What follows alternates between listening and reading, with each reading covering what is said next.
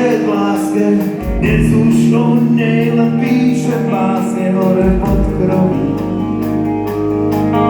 Tam, kde houby si ju vyznávajú, skúšal som ju všade vypátrať, nemôžem ju vynať, taká náhodou. Absolútno romantičná. Nehodíne, tak ako pravda. A za to sa mi to ľúbi.